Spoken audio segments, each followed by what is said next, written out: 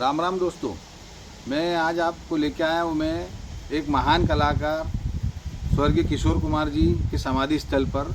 और मैं ये बताना चाहूँगा, जिनने जहाँ जन्म लिया वहीं अपना देह भी त्यागा। उनका कहना था कि मैं मेरे खंडवा से बहुत प्यार करता था। तो ऐसे महान कलाकार को सत सत प्रणाम।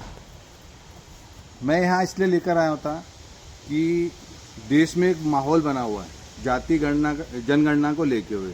विपक्ष चिल्ला चिल्ला के बोल रहा है कि जाति जनगणना होना चाहिए, और पक्ष कहता है कि जाति जनगणना एक विशेष धर्म की होनी चाहिए, उनकी भी होनी चाहिए। तो मैं इन पक्ष और विपक्ष की पार्टियों से पूछना चाहूँगा, जितने भी धार्मिक स्थल हैं सारे समाजों के, उनके बाहर जो बैठे रहते मांगने वाले, जो निर्धन रहते हैं, क्या उनका जाति जनगणना होना चाहिए कि नहीं होना चाहिए? सर्वप्रथम। फिर आप आओ जो स्टेशनों पे या चौराहों पे जो छोटे छोटे बच्चे मांगते हैं हाथ जोड़ जोड़ के, क्या उनका जाति जनगणना प्रथम में होना चाहिए कि नहीं होना चाहिए? जो वृद्धाश्रम में पूरे देश में, वहाँ पे जाति जनगणना प्रथम होना चाहिए कि नहीं होना चाहिए? आप लोगों की राजनीति की रोटी सेकने के चक्कर में आप देश को बर्बाद करने पे तुले हैं। मेरा आपसे एक नर्म निवेदन है, पहले ऐसी जगहों पे जाति जनगणना कीजिए ताकि उन नेताओं को जूता पड़े जो अपनी जातियों के नाम पे पदों पर बैठते हैं, लेकिन धरातल पे किसी गरीब और निर्धन की मदद नहीं करते। मैं हर एक नेता से पूछता हूँ, आपने स्वयं के खर्चे पर कितने बच्चों की शिक्षा का भार उठाया है?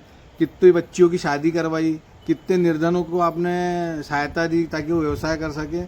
हम जातियों में तब बढ़ जाते हैं सिर्फ राजनीति लेवल पर। जिसको राजनीति करना रहती है वो पकड़ के ले जाता है कि भैया हम फलानी जाति का हूँ, मैं ढिकामी जाति का हूँ। तो मैं उन लोगों से पूछूंगा, ऐसे लोगों के टाइम आप लोग क्या अंधे हो जाते हैं?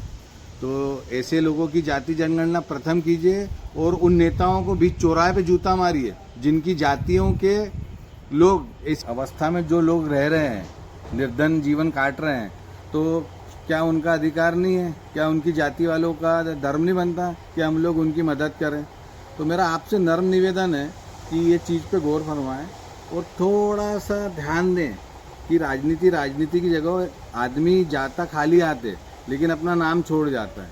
तो आजकल के राजनेता सिर्फ माल कमाने में लगे, ये भूल जाते हैं कि कई राजनेताओं का वंश ही खत्म हो गया। तो ऐसा पैसा किस काम का कि नाम के साथ वंश भी खत्म हो जाए। तो मेरा आप लोगों से नर्म निवेदन है कि इस चीज़ पे गौर फरमाएं, ऐसे लोगों को उनके उचित स्थान पर पहुँचाएँ। अंत में मेरी बात को विराम दूंगा। मुझसे बोलने में कुछ भूल चूक हुई तो माफ़ करना, मेरी बात से किसी का दिल दुखा हो तो मुझे माफ़ करना। आपका छोटा भाई बबलू राजा ने, जय श्री दादा जी की।